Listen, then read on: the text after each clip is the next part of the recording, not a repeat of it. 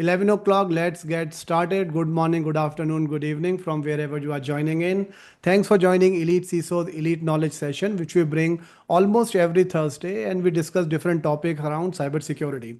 So what you see in this session is it's a different format altogether, right? We started a new series around data defense with Zscaler. It is not something that one session, one webinar, which is isolated from the other one. It's kind of a series which is started from last week, 14th of August. We started this series, and the end will happen somewhere in January, right? So it's a long series. What we are doing in this is we are touching different aspects around data security and DPDPA, right? So we'll talk from a Zscaler perspective, how Zscaler is helping CISO CIOs put control on their data and how do you secure that. And from a DPDPA perspective, we will touch upon how do you get compliant with it, right? How do you comply with the law? So those topics will be touched. So you can see a lot of speakers are here today, and it's not a typical webinar where we run through the slides.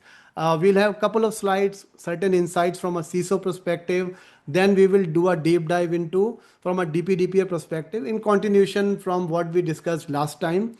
And then we also have a Q&A format, right? We will have a moderated Q&A. We will ask our experts on certain topics around data security and DPDPA Act. And then later on at the end, we will open the floor for question answers, right? That's how the flow is going to be. And then at the end, if you notice, we are not ending at 12 o'clock today. We are extending it by 10 more minutes because we need to do two Wheel of Fortune, right? That's why you see two Amazon gift voucher displayed here. So last week we could not run the Wheel of Fortune. So at the end, after the Q&A, we will do two sets of Wheel of Fortune, five giveaways for both the Wheel of Fortunes, and then the recording will be there any which ways. So if you miss the previous session, right, as I mentioned that this is a series. So if you missed the previous session, recording is already there on Elite CISO's YouTube channel. So you can go over there, go through the recording. You will also get a thank you email for attending, and you will also have the link for recording in that email itself, right? So we appreciate that you join the session live. That is great. But if you are not able to join, then go through the recording so that you can catch up with the series, right? That's what from the welcome perspective. Last but not the least is the stand and attend challenge that we give in every session. So I can see about 147 participants in this session. I do not want these 147, 149, and it's touching 150. I do not want you guys to come to Elite CISO session and sit, right? If you sit for 1 hour, you will invite all these problems, what you see. All the panelists are sitting except me, okay? So they have been coming to Elite CISO session. They know that they got to stand, but who cares, right? So, but again, I will appreciate that if you come to Elite CISO session, take this challenge, stand for next 1 hour while you are attending this session. So if you are accepting this challenge, go to the chat and say, yes, we are accepting the challenge. We are careful for our health, right? Because health is wealth. With this, let me transfer it over to Suvada, as we lovingly call him, Suvabhatra Sinha, resident CISO at Zscaler, to kickstart the session, cover what we kind of discussed in the previous sessions, and then take it forward from there. Over to you, Chief. Thank you. Good morning. Good morning to everyone. Glad to be here back again. And as Vika said, this is kind of an extension of the session that we had last time. There were a lot of questions. We had covered a few themes, and we will carry it forward from there. Next slide, please, Sulabh. So why are we here? In my mind, we are here because we recognize, number one, data is our greatest asset, right? There's no doubt on that. But in my mind, again, I am here because I recognize that I personally, and I'm sure many of you, we are always struggling to quote unquote reliably secure data, as opposed to pilots, as opposed to doing something but not being very sure, are we doing it correctly? Is the coverage complete? Are the controls bulletproof? And if I was to stand in front of the CEO and if he or she should ask me, So can you give me an assurance that our data security posture is foolproof? It has coverage, it has effectiveness. What can I say and how can I say it? Right. So that, to me, that is the challenge. All of us have some tools, all of us have some thoughts on how we want to do it, but that is the perspective I'm going to cover in today's session. So yeah, so let's start with some of the challenges. And here I'm taking off from where I talked about when I summarized last session. Number one challenge, what we discussed last time, is data volume and complexity. And we all know that everything works fine in a pilot. Everything works fine when you scale the pilot to one function, one division. But then it becomes a challenge when you try to scale it to your entire universe of data. And there are two reasons to that.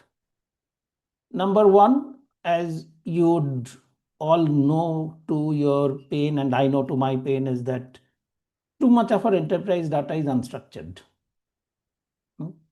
We have now petabytes of images depending on the industry. It's a massive scale of images. We have streaming data. Right? Again, depending on the industry, there's a lot of streaming data that's floating around. And various kinds of unstructured data. Then there are common file formats and there are uncommon file formats. Again, depending on whichever industry you are in, you realize that many of the tools do not cover the non-standard file formats very effectively, at least. And last but not the least, we know it. We know that we don't have full visibility to all the data that we have, and that is also part of the problem to giving an assurance that we have coverage and we have control. So let's park that problem number one. Next one. And this is related to the first one because cloud and SaaS is leading to that proliferation. It is leading to that complexity. It is leading to more and more issues with configurations because now instead of configuring in one place and one platform, you have to configure in multiple places. And any bad configuration in any one of the platforms makes it the weakest link in the chain. I mean, if you look at the recent set of compromises based on the Salesforce OAuth compromise, right? I mean, it is to many organizations just one link in the chain, but that was weak. Not to pick on Salesforce, it can happen with any platform anywhere, right? So and that is part of the data security challenge. Last but not the least is the legal jeopardy. And as you would have seen more and more, I mean, legal jeopardy was always a big problem in US. But as you are seeing that more and more companies in India as well, and Indian companies who are now scaling globally are getting caught up in this mess of legal jeopardy, class action lawsuits, like buyers forcing indemnity, the second point, right? So it's a very, very interesting one, right? I mean, if you get breached and our service is down because of that, I can't deliver, let's say, just in time inventory to my buyer, or I cannot provide the services that I committed to my consumer. In a commercial B2B scenario, there is always a potential of my buyers coming back and saying that, like, this is what you committed. I am enforcing the indemnity clause. You defray me for loss of business. It is happening. It's a real thing. So cost of data breaches is becoming more and more severe for all of us. Yeah. So to summarize, what is the problem really? The problem is that your data is everywhere. Our data is everywhere. It has, again, depending on the industry, it has gone past the petabyte scale. it is now reaching exabyte scale. And even if some of us think that we are in a manufacturing industry, once you start including your IoT, OT, manufacturing system data, you would realize that you are reaching an exabyte scale already. So our data is everywhere, all over the place, and it is increasing exponentially in volumes. More non-structured data is coming on board. Liabilities are also therefore proliferating across the board. So we have to secure data across any storage, any destination, and from any entity, not just head office, not just us. I mean, our subsidiaries, group companies. We have to look at it like a mesh, our own data mesh, where it is and how do we secure it. So that is the challenge. That is the CISO's challenge. That's it.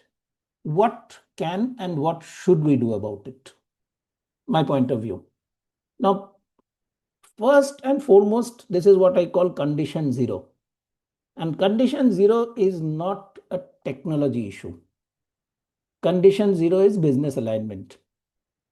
Because most of us are technologists. Technology problems, it may be a difficult problem, but we know we can solve it. Biggest roadblock to modernization data protection is having the right business alignment. And that is where rubber meets the road, and that is where the overall program fails, in the sense that as the CIO, as the CISO, we think, okay, we have successfully implemented a great data protection tool, platform, processes. But when bad things happen, the whole system does not work together.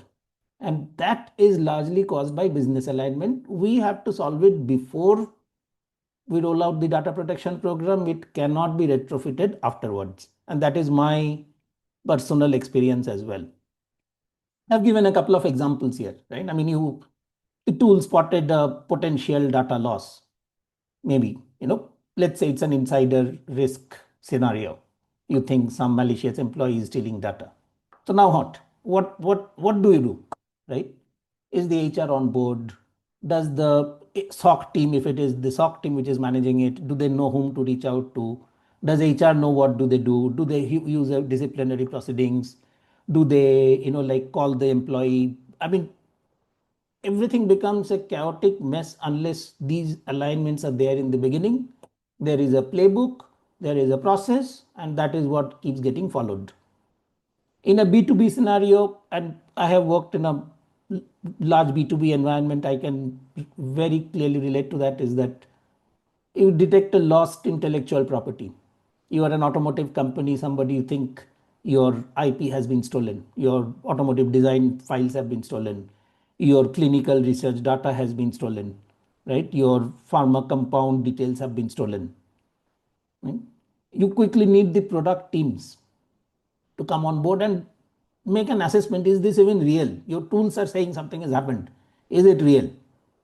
If it is real, then again the whole playbook comes in, right? But do they know they have to participate? Do they know they have to play ball? Do you find whoever is responsible? You find it's an internal employee or an external person. Is legal on board? I mean, do you file for lawsuits? Do you file for police action? Do you file a case? Do you do an FIR? Where do you go to do an FIR? So all of these are necessary preconditions for a data protection program to succeed, the program to succeed. Otherwise, we will say that our tool is in place, but the CEO will say, what the hell is your tool doing? Right? Because data got stolen, nothing happened, we can't sue the guy, we don't know who did it, etc. Right? So the program has to be in place beforehand. So to me, that is condition zero. Next. And here I go back to the points that we made in the last session and reiterate that this has to be a solution like Zscaler, but a solution that can scale. Your data is everywhere, your business is everywhere, your footprint is global. you have to make the determination right upfront that will your solution scale to wherever your business will take you or not. Right? Otherwise, it's again not of any use. Next. And this second point is probably the most critical part on the platform side. That can your data protection program handle complexity? An increasingly important part, again, what we discussed in the beginning, is knowing what the hell do we have. Barely 20% of the companies have full visibility. They don't even know, right? I mean, you can pay consultants and do workshops and identify 15, maybe there is 20, maybe there is 30, maybe there's still something you're missing. I mean, there is this known unknown. We know that we don't know what is there. Right? That is where modern technologies like machine learning powered algorithms are coming into play, in the sense that they are enabling auto discovery. The tools will tell you much more about where your data lies, what kind of data it is, where is it flowing. I mean, it's all, the tool will discover it based on algorithm, and it will give you associations and data types that you did not, I have seen it in action. I can assure you, will not realize many of the things that the tool, the insights that the tool will give you, right? So it gives you visibility to 100% of your realm, your portfolio, your world. And then, sorry, just go back one slide. And what the platform needs to do for it to really work. And I said that universe is everywhere. Your tool like Zscaler has to be able to go where your data lies. It has to go to your cloud properties and discover, help you classify, help you manage. It has to go to your SaaS. It has to go to the furthest endpoints that you have. Every endpoint should be covered. Every branch, every warehouse, every distribution point, and of course, every cloud and SaaS property. In its entirety, this will help you manage complexity. But managing complexity has to be an essential attribute of how you do data security. And that's one of the core strengths of the Zscaler platform. Jimmy talked about it in the last session, and we'll be more than happy to do more deep dives. Next one.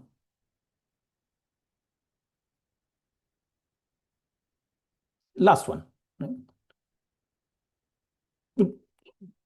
For those of you who are in senior roles, and many of you are, you remember that every 2 to 3 years there is an emerging technology that comes, it goes up in the wave, it settles down, becomes mainstream, and the next new technology comes up.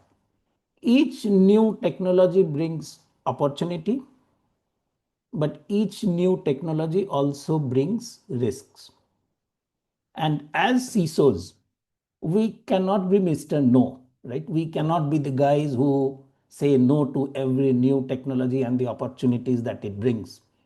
Because if we do that, we will become the irrelevant functions in the organization. Nobody will listen to us, right? I mean, there will be a compliance nod, but nobody essentially will ask us before the businesses embark on new ventures, right? So we cannot be the Mr. No team, right? But how do you say yes with the right level of control, with the right guardrails? How do you secure the enterprise yet enable things, new technologies to, to be used to its maximum? And the current great example is GenAI, right? I mean, it's a very powerful tool, but the platform that you implement like Zscaler has to be able to give you the ability to enable, but yet control in a policy compliant way, right? So that's it. This is very, very critical. Next one.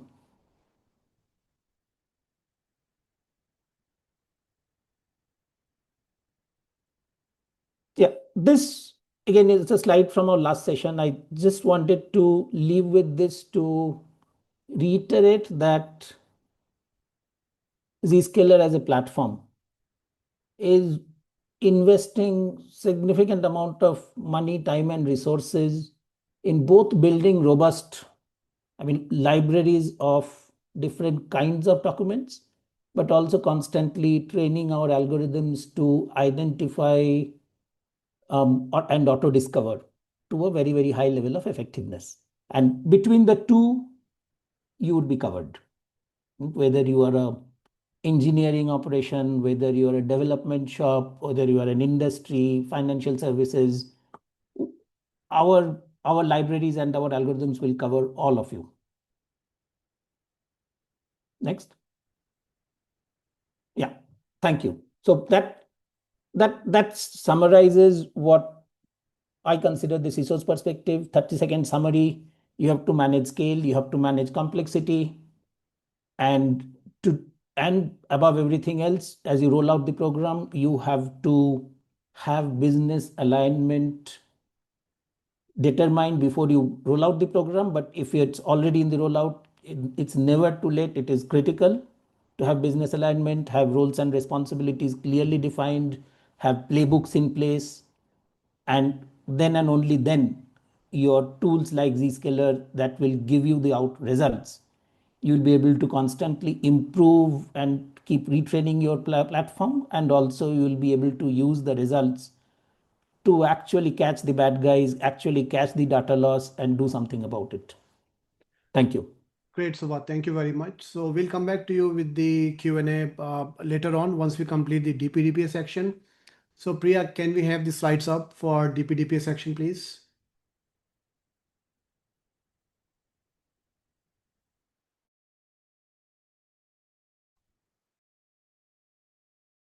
Yeah, Karthik, Karthik will be taking that up. Awesome. Yeah.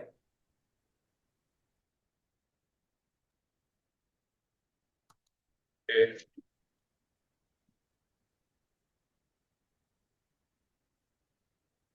Yeah, I'm bringing up the slides, please. Sure.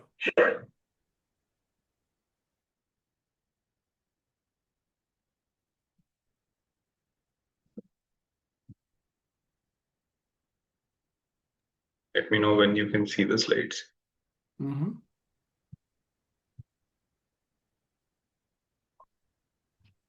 Not yet. Looks too much of security.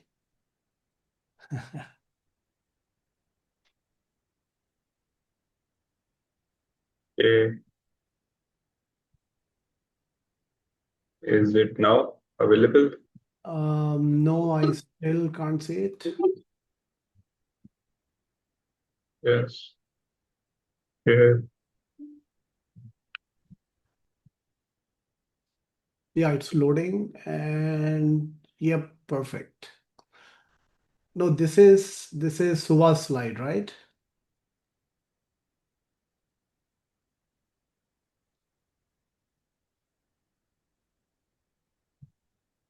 Okay.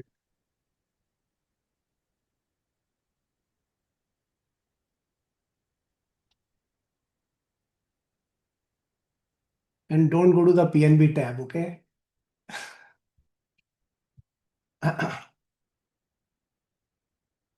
Meanwhile, there are 3 questions in the chat, guys. If somebody can answer those in the Q&A tab.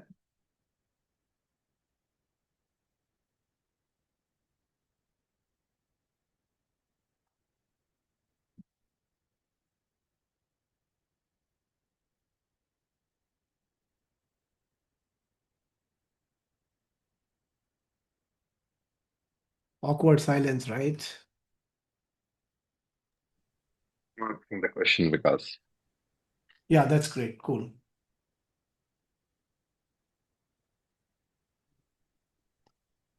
Karthi, should I give you a call if there's a challenge? yeah, I think I'm not able to upload it. Okay, send me the slide. I'll load it for you. Put it over WhatsApp, please. Let me.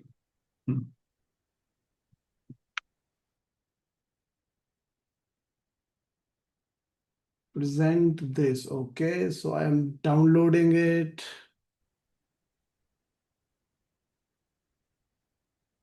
This is the Word document, Priya, right? Yeah, we can just start with that only. Okay. You're not able to pull. Yeah. I think what we can do is I can just let's keep it very interactive. I'll ask the questions because you just pull in and up, and we'll just make it more interactive a bit. Yeah. Right. In the So meantime, let me get started with a question. Karthikeya, I think give me a minute. I'll just open that file. this is the Word file I sent, right? Yeah. Let's not, if we are getting into the Q&A section that Prabhakar will be taking. So I think, okay. instead of putting the presentation, let's start with the Q&A round, Yeah. and Yeah. then we'll come to the presentation if required. So Sure. Prabhakar, the questions we spoke about that we need to discuss from a DPDPA and data security perspective, which Priya and Suvada both will address. So Suvada, if you could also come on video, and then let's get going with that. Awesome. Perfect. Let's roll, Prabhakar. Okay. Hello, everyone. So I think I'll ask the Zscaler people because they presented something, right? So in today's environment where speed and innovation are very, very crucial for every organization, right? But how can CISOs encourage a cultural shift toward prioritizing security, but at the same time not slowing down on the business innovation?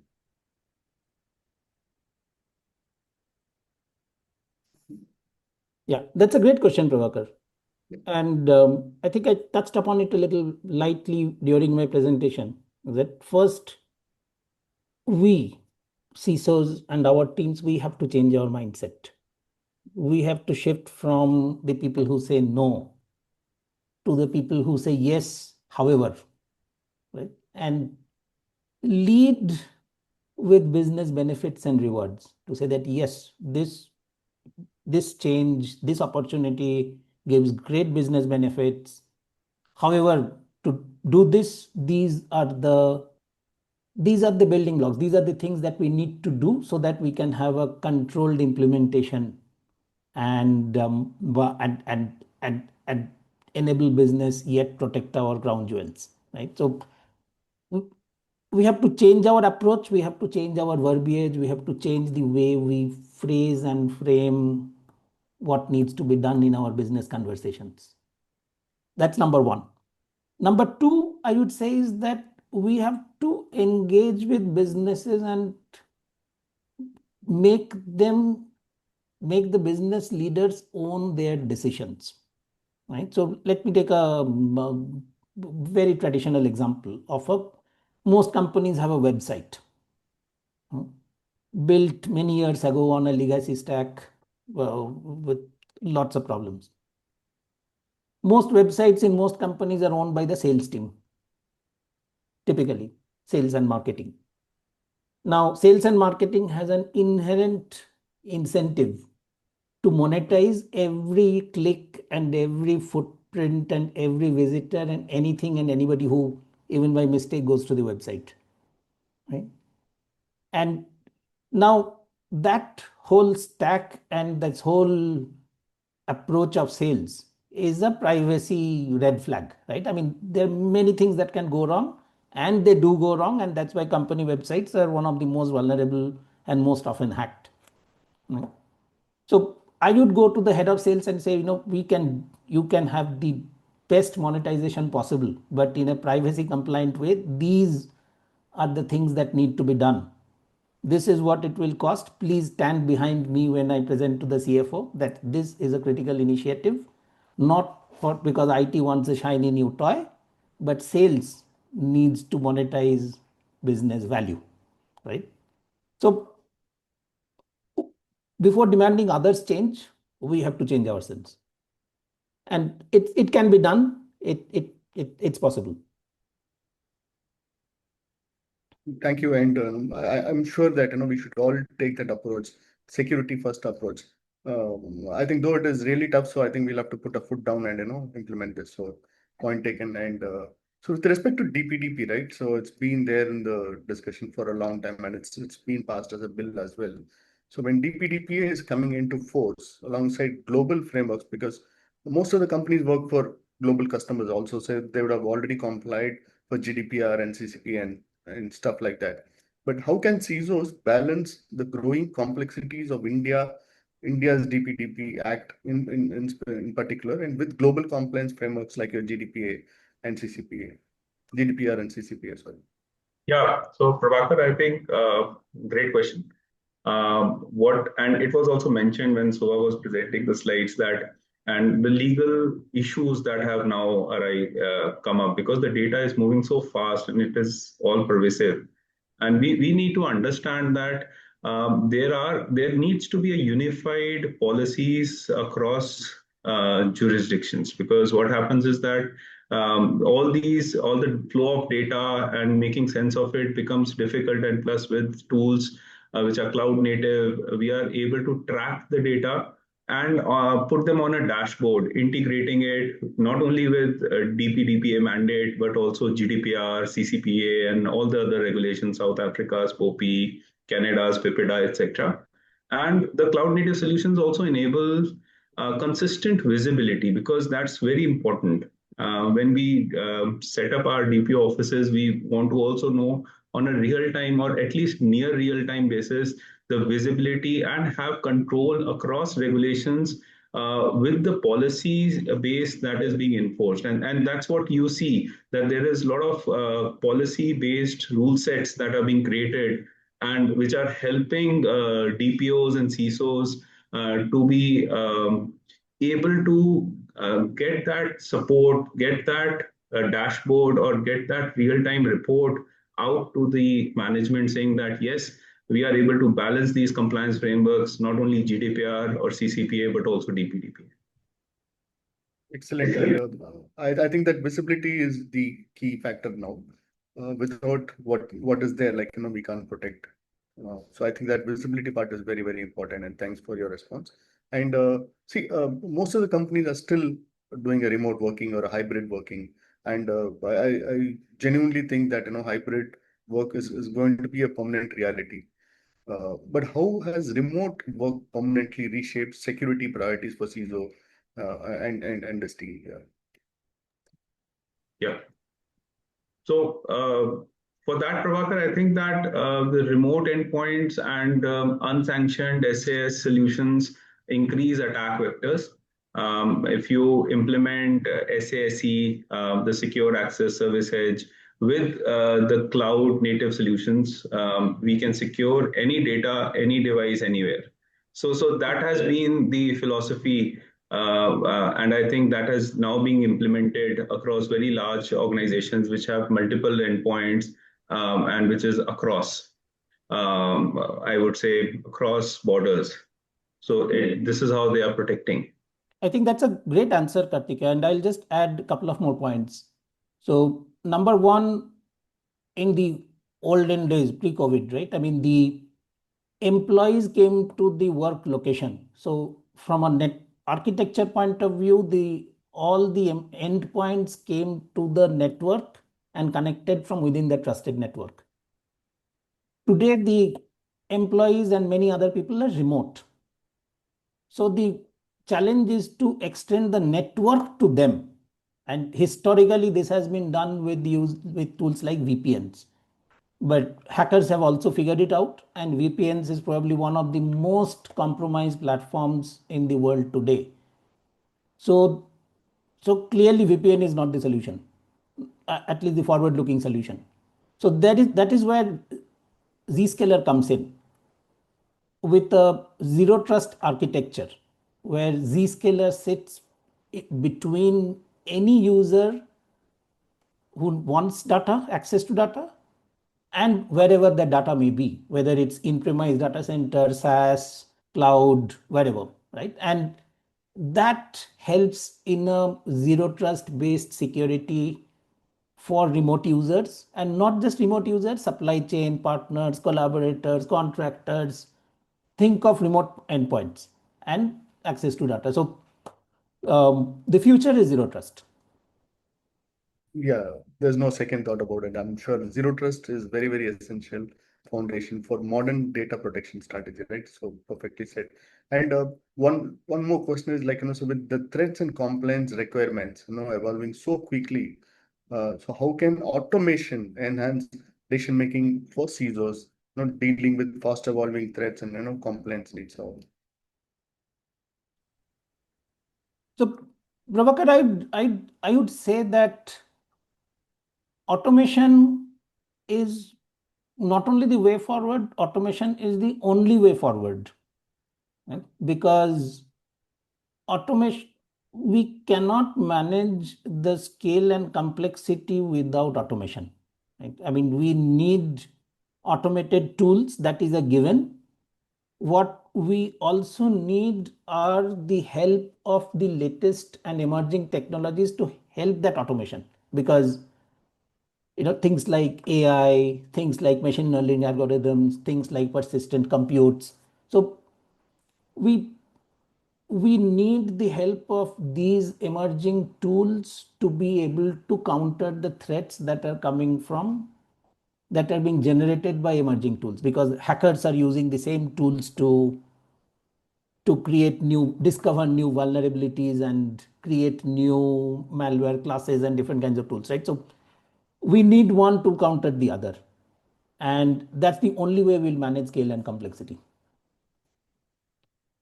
Yeah, agreed. But the question is like, so how do you ensure decision making? So because a lot of people use GenAI, one part which nobody is very clear is the accountability. So when GenAI or any applications take some decision, so who's accountable for that? So how can CISOs depend on these modern technologies at the same time, how it can enhance their decision making capabilities? If you can add some lights on that. Good question, right? And the way that can happen is that CISOs and CISO teams will sit down with business, technology, and their counterparts to define the policies. And the automation driven tools need to have the capability to enforce policies persistently across the entire technology set, right? Whether it is in premise, online, whether it's an IoT endpoint, or whether it is in cloud or SaaS. So we will define the policies. The automated tools and the underlying technologies needs to be able to enforce those policies consistently, persistently, every time across the platform. Yeah, and I'll just add to what Sua said. I think we kind of worked on it and really helped. Because one has to understand legal has a different kind of expertise. InfoSec or for CISOs have a different kind of expertise. Business has a different kind of expertise. So it's important to understand to take a kind of a committee help here. Create a core committee which has people from all walks having legal understanding, have a business understanding, what the business wants, market understanding, your understanding from CISO perspective. It can't be decision taken from a one box, because the current scenario, it's so dynamic in nature that every use case is independent in nature. I can assure you from last 2 years we have been seeing it. The idea is to create a committee. In case it's the same use case, you all have taken a decision, we don't need to go to anybody. The moment it is a new use case, it needs to be discussed with the right stakeholder in a common forum, where you are putting from InfoSec or CISO perspective, legal is putting legal, marketing is putting marketing, business is putting their expectation. Then there may be further challenge to it. We may need to go to stakeholders, whatever it is, take more understanding. But at least that consolidated and collaborative decision is important, because the moment you go to leadership, they need that assurance that you had thought it from compliance perspective, setting up a boundary perspective. That is the expectation, and it has to be a core committee that you have to create. Independently will not be that successful, is what I like to add. Absolutely. Perfect. Yeah. Perfect. And I think we are also creating a AI governance Yeah, committee, it's and very important. I'm sure Absolutely. a lot of companies are also Yeah, initiating this. This is a absolutely. very, very valid point. And while we spoke about DPDP, like, just a basic, very simple question. So for people in India, so it is DPDPA, and for Europe, it is GDPR. So what are the key differences between India's Data Protection Act and other global privacy, like let's take GDPR for that matter? Yeah, I think one of the key difference, Prabhakar, is that our law is a consent-centric law. I think since it has been spoken so much, we are focusing on taking a consent and then processing our personal data. Whereas in GDPR or other global laws, you have seen that there is something called as legitimate reason. So the companies can provide notice, and then there can be some processing around legitimate reasons. There are other ways also in which processing is happening. So there are six lawful bases, for example, when it comes to GDPR, whereas we have two main, which is one is consent, the other one is legitimate reason for employee contract. So what we are actually seeing in India is a very different or a deviation from global law. Said that, the rest of the things are pretty similar. We are having data subject rights, like which is data principal rights here in India, as there are there in GDPR also. There are some rights which are not here, like right to be forgotten is not there in India, which is there in GDPR. So there are certain nuances to it, but however, overall, if we are as a company following the data privacy principles and our privacy framework is based on the FIPs, I don't see too much of deviation. At least on a central level, we can have a robust privacy framework. And when it comes to local geographies like either India or maybe other countries like in GDPR or CCPA, there can be some deviation, something which is locally required for that particular jurisdiction.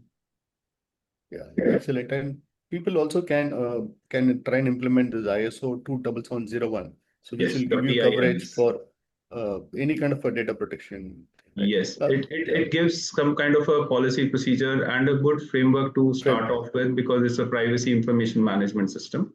So PIMS is where 27701 stays, and it is also auditable separately from 27001 nowadays. Yeah, perfect. And so I think we spoke about consent management being one of the very, very critical component of India's DPDP Act, right? But you think about a large organizations having multiple, I mean, like thousands of employees and thousands of ecosystem, your vendors, your supply chain. But at that scale, so how do you manage consent management, like, especially with multiple products and services? Can you throw some light on that? Yeah, I think companies are waking up to consent management. And to be honest, when it comes to internal consent management, there are various tools which are available. For example, catering to employee consent, etc. For a B2C company where external consent is being taken by the customers, there are various areas that the consent also deals with. For example, it also deals with children's consent, which is being marked by age gating, as well as verifiable parental consent to be taken care of. So, and also for guardians, for physically handicapped, etc. So the consent management piece itself is right now being looked into very categorically by companies, both the internal consent management, so that the tools, the IT solutions which the company is employing, are they able to sync well with this internal consent management system, so that if there is a withdrawal of consent, what are the actions that the various tools will be taking, the IT software applications will be taking. From an outside perspective, there are also a consent manager as a data fiduciary, which is actually written into DPDPA, which will be a company as large as our telecom subscribers, which will actually create some kind of a platform where externally people like you and me who are data principals can go and give freely our consent to a particular partner or data fiduciary. And so these dashboards will be basically a consent management tool available to us. And the back end of that will be interacting with various data fiduciaries, where these consents are flowing from that particular consent manager to the data fiduciary, which is in play. For example, it may be an Amazon or an Uber or any other B2C vendor partner. So what we see is that going forward, it would be interesting to see, because these consent managers have to take license to operate, and this has to be also presented their tool, etc., to the Data Protection Board of India once that is set up. So I think an ecosystem will come up around consent management, and it would be very similar to what UPI happened to India, where a new DPI actually came up, and which never ever in the world would have been imagining that with QR code scanning, there'll be transfer of money happening all over the world. And this will be a new, I would say, an innovative solution that we will give to the world, where the consent can be in a digital age, can be used, it can be withdrawn, or it can be given in a very free manner and very transparent manner. And I think a very small implementation of this we have seen through the RBI's account aggregator framework. So we know that this works. And I think we are just waiting for these companies to come up and show their solutions to the ministry and get their licenses so that an external ecosystem is prepared to handle this consent management thing which is written into DPDPA. Yeah, I'll just Thank you. add Yeah. just 1 minute more. And I think when we are looking for a key aspect is with respect to DPDPA, when we are looking at consent management, we should think of a holistic consent management aspect of it. And with cloud native applications, we can have a consent management. We are taking employee or users consent, but we don't have to limit our thought in there. The problem is we are limiting it. With cloud native solution providers where they provide zero trust, DLP, that granularity of consent management with respect to consent status sensitivity gets easily managed. So to add on to what you both said, that in case there is a large volume of data, one is taking the consent directly that Karthik just highlight about, other is thinking about the other aspect of granular level where cloud native solution providers can be great help in providing trust exchange DLP solutions. They help to manage like consent status sensitivity, classification based or unauthorization, that also indirectly are part of consent management and they help in same. So think it from a broader perspective will be our recommendation. Perfect perspective, and I'm sure this will evolve, over a period of time, and this Absolutely. becomes Yeah. a very Yeah. common thing. Okay, so when it comes to DPDP, a lot of people speak about data localization, right? Especially the large data center providers or cloud providers, they say data localization. But my question is data minimization, so how does a DPDP Act address data minimization, and what role CISOs play, in ensuring it? Yeah, I think data minimization is one of the fundamental principles, and during even GDPR also this principle was readily adopted by the companies, and it helps the companies at the end of the day because whatever data we collect, we need to have a purpose to it. And if we are able to do the same processing activity with less amount of data, or we don't need certain additional data, we should go for it because all this data is in the end residing in our network. And what happens, the major issue is when there is a data breach, the regulator will ask us that, okay, what is this data doing with you? And if we have not followed data minimization, it becomes very difficult. And we have seen these in a lot of GDPR related cases which were fought, that companies were not able to explain the purpose of the data. Moreover, that when the regulator came back that why didn't you adopt the minimization principle, it was then actually very difficult for companies to understand or make them understand why this data was created. For example, if we need a date of birth, or year of birth, we are taking Aadhaar card. So this kind of data, which is lying in vast like large volumes with us, if it gets breached, it's very difficult for a company to explain why for an year of birth an Aadhaar card was taken, and why all this should not increase the penalty that will be imposed on you. Yeah, So and if I may pitch in here, data minimization, I think, is a classic example where good intention meets business reality. Absolutely. Right? And HR, for example, has a perverse incentive to retain data for every applicant since Adam and Eve came down from, right? So sales has a perverse incentive to have every contact point, across the length and breadth of the market ever made, right? And the examples abound. And now there is this poor DPO who is supposed to ensure compliance. It cannot work. And this brings me back to my original thesis that why business alignment is important. And for each one of these, the DPO or the CISO has to sit in front of the chief operating officer or the CFO along with the head of HR to say that to make HR systems compliant, this is what it costs, this is what it takes, or you can, let's say, engineer a system that purges applicant data every 3 months, right? And this is what that will cost. So the cost and the benefit and the business risk has to be determined and decided with business and not between the DPO and the CISO. It will never succeed. Right?